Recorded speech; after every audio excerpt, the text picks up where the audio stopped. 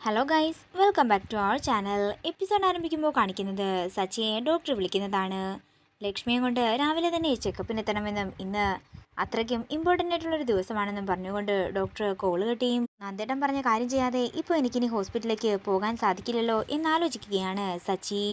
അച്ഛനെ വിളിച്ച് ഇന്ന് വരാൻ പറ്റില്ലെന്ന് പറഞ്ഞാലോ എന്ന് സച്ചി ആലോചിക്കുമ്പോഴേക്കും സേതു സച്ചിയുടെ ഫോണിലേക്ക് വിളിക്കുകയും എത്രയും പെട്ടെന്ന് ചാർട്ടേഡ് അക്കൗണ്ടന്റിന്റെ ഓഫീസിലേക്ക് എത്താനും ഇന്ന് തന്നെ ചെയ്തു തീർക്കേണ്ട കുറേ കാര്യങ്ങളുണ്ടെന്ന് പറയുകയും ചെയ്യുന്നു. എന്താണെങ്കിലും ഓഫീസിൽ പോയെന്ന് തല കാണിച്ചതിന് ശേഷം ലക്ഷ്മിയെ കൊണ്ട് ഹോസ്പിറ്റലിലേക്ക് പോകാമെന്ന് സച്ചി തീരുമാനിക്കുന്നു. പിന്നീട് കാണിക്കുന്നത് സന്ദീപിനെയും നന്ദനെയുമാണ്. എത്ര വേണമെങ്കിലും കോമ്പൻസേഷൻ കൊടുക്കാമെന്നും എങ്ങനെയെങ്കിലും ഈ ഡിവോഴ്സ് വാങ്ങിച്ചെടുത്തിരിക്കണമെന്നും സന്ദീപ് നന്ദനോട് പറയുന്നു. എടാ, അത് നടക്കുമെന്ന് എനിക്ക് തോന്നുന്നില്ല. നമ്മൾ എത്ര രൂപ കൊടുക്കാമെന്ന് പറഞ്ഞാലും അവൾ എന്താണെങ്കിലും ഡിവോഴ്സ് തരില്ല.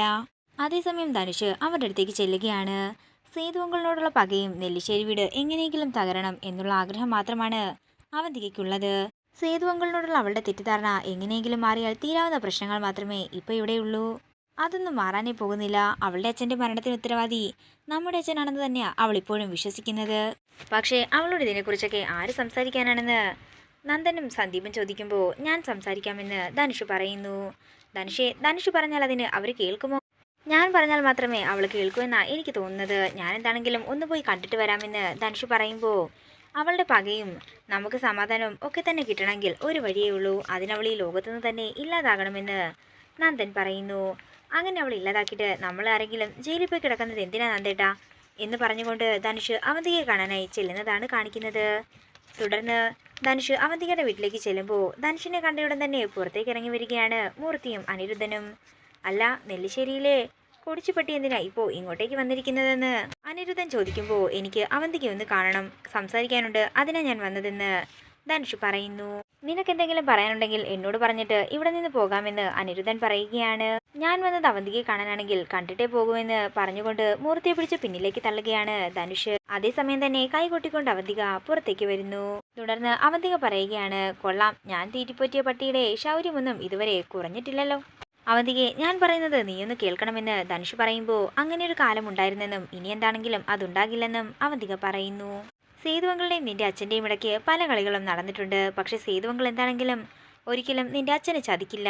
ഇത് കേൾക്കുന്ന അവന്തിക ദേഷ്യത്തോടെ പറയുകയാണ്, നിർത്തടാ, ചതിയൻ്റെ കുമ്പസാരമൊന്നും എനിക്ക് കേൾക്കണ്ട. നിന്നെ കാണുന്നത് തന്നെ എനിക്കിപ്പോൾ വെറുപ്പാണ്.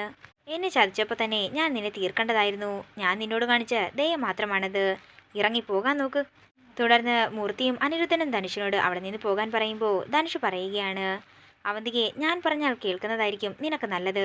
സേതുവങ്ങളോടുള്ള പകയെല്ലാം നീ മറന്നേക്കാൻ ധനുഷ് പറയുമ്പോൾ അവന്തിക പറയുകയാണ്, ശരി, ഞാൻ മറന്നേക്കാം. പക്ഷേ എൻ്റെ അച്ഛനെ ജീവനോടെ എൻ്റെ മുന്നിൽ കൊണ്ടു നിർത്താൻ നിന്നെക്കൊണ്ട് സാധിക്കില്ലല്ലോ.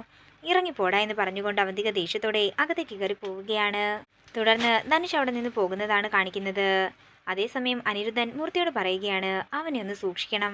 നീ വിചാരിക്കുന്നതിനേക്കാൾ വലിയൊരു അപകടകാരി തന്നെ അവൻ. വിനയചന്ദ്രന്റെ മരണത്തിന് കാരണമായ ആ പണം വെട്ടിച്ചത് ഞാനാണെന്നെങ്ങാനും അവൾ അറിഞ്ഞാലുണ്ടല്ലോ, ആദ്യം അവൾ എന്നെയാകും തീർക്കാൻ പോകുന്നത്.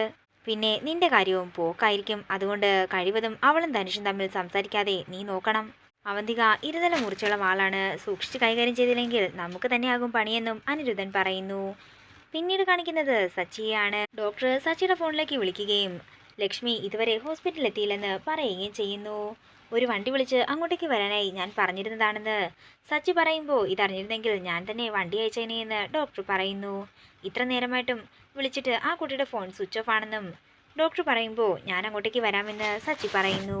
എങ്കിൽ താൻ പെട്ടെന്ന് വാ, നമുക്ക് രണ്ടുപേർക്കും കൂടി ഒരുമിച്ച് ലക്ഷ്മിയുടെ വീട്ടിലേക്ക് പോകാമെന്ന് ഡോക്ടർ പറയുകയാണ്. നേരം രാത്രിയാകുന്നു. പിന്നീട് കാണിക്കുന്നത് സച്ചിയും ഡോക്ടറും ടെൻഷനോടെ ലക്ഷ്മിയുടെ വീട്ടിലേക്ക് ചെല്ലുന്നതാണ്.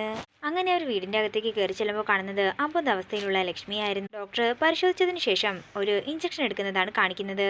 ഇന്ന് രാത്രി മുഴുവൻ സച്ചി ലക്ഷ്മിയുടെ ഒപ്പം ഉണ്ടാകണം. നാളെ രാവിലെ തന്നെ ലക്ഷ്മിയെ കൊണ്ട് ഹോസ്പിറ്റലിൽ എത്തിയേക്കണം എന്ന് പറഞ്ഞുകൊണ്ട് ഡോക്ടർ അവിടെ നിന്ന് ഇറങ്ങുന്നു. തുടർന്ന് കുറച്ച് സമയങ്ങൾക്ക് ശേഷം ലക്ഷ്മിക്ക് ബോധം വരുന്നതാണ് കാണിക്കുന്നത്. രാത്രി മുഴുവൻ ഞാൻ ഇവിടെ തന്നെ ഉണ്ടാകുമെന്നും ഉറങ്ങിക്കൊള്ളാനും സച്ചി ലക്ഷ്മിയോട് പറയുന്നു. അതിനുശേഷം തൻ്റെ ഫോൺ ചാർജിനിടുന്ന സച്ചിയാണ് കാണിക്കുന്നത്. പിന്നീട് കാണിക്കുന്നത് അർച്ചന സച്ചിയുടെ ഫോണിലേക്ക് വിളിച്ചു നോക്കുന്നതാണ്. എന്നാൽ സ്വിച്ച് ഓഫ് എന്നായിരുന്നു പറയുന്നത്. നേരത്തെ മുതൽ സ്വിച്ച് ഓഫ് തന്നെയാണല്ലോ. സച്ചിയുടെ ഇത് എവിടെ പോയെന്ന് ആലോചിച്ചുകൊണ്ട് അർച്ചന ആതിരയുടെ ഫോണിലേക്ക് വിളിക്കുന്നു. ആതിരയോട് സച്ചിയെക്കുറിച്ച് തിരക്കുമ്പോൾ സച്ചി അവിടെ ഇല്ലെന്നും ആരെയോ കാണാനായി പോയതാണെന്നും ആതിര പറയുന്നു. വന്നയുടൻ തന്നെ എന്നെ വിളിക്കണമെന്ന് പറഞ്ഞുകൊണ്ട് കോള് കട്ട് ചെയ്യുന്ന അർച്ചനയാണ് കാണിക്കുന്നത്. ഇതോടുകൂടി ഇന്നത്തെ എപ്പിസോഡ് ഇവിടെ തീരുകയാണ്. വീഡിയോ ഇഷ്ടമായെങ്കിൽ മറക്കാതെ ലൈക്ക് ചെയ്യുക, ഷെയർ ചെയ്യുക, കമൻറ്റ് ചെയ്യുക. കൂടുതൽ സീരിയൽ അപ്ഡേറ്റ്സിനായി മറക്കാതെ സബ്സ്ക്രൈബ് ചെയ്യുക.